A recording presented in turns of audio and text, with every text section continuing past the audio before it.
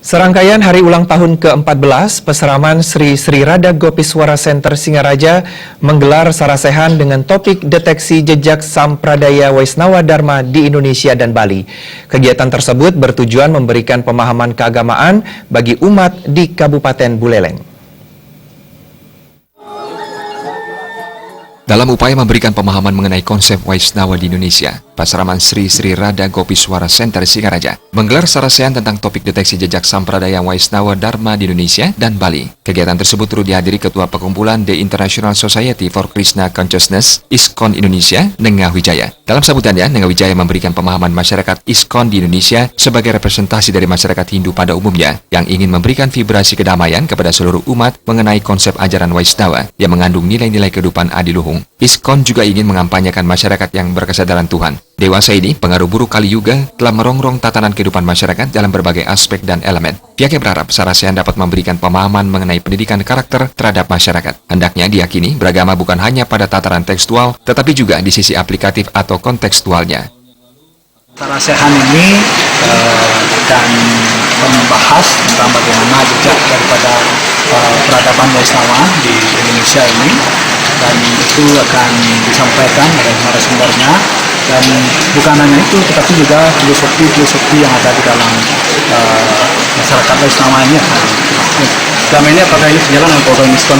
Program ISKCON adalah education, karena setiap problem itu timbul dari pengertian yang salah. Jadi memberikan pengertian yang benar ini sangat penting pada umat kita, pada warga ISKCON, karena dengan pengertian, pemahaman yang benar, kita berharap bahwa masyarakat bisa menjalani kehidupannya sehari-hari dengan cara ini. Sementara itu, penceramah tunggal dalam sarasehan tersebut, Iketut Ardana, mengatakan jejak Waisnawa Dharma di Indonesia memang sudah ada sejak awal masuknya pengaruh Hindu di Nusantara. Hal tersebut dapat ditelusuri dari teks wayang dan lakon sendratari yang pada umumnya mengambil cerita Mahabharata dalam bentuk sloka dan palawakya. Sebenarnya semua anggaplah sampradaya atau perguruan itu berlandaskan Weda. Jadi Weda itu sangat luas, mengajarkan Paravidya dan Aparavidya.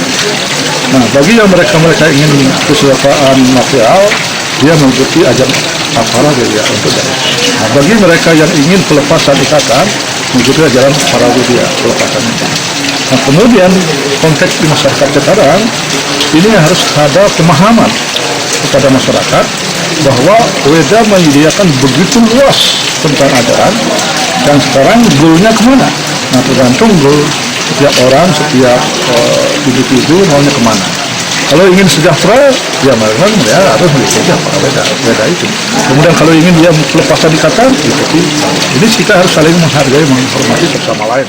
Saat ini perlu diketahui, perkumpulan ISKCON atau Hare Krishna adalah Hindu di bawah naungan dan pembinaan PHDI, baik kabupaten, provinsi, atau pusat. Sejauh ini, masyarakat umum belum sepenuhnya mempercayai bila ISKCON adalah bagian dari umat Hindu. Komang Yuda, Bali TV.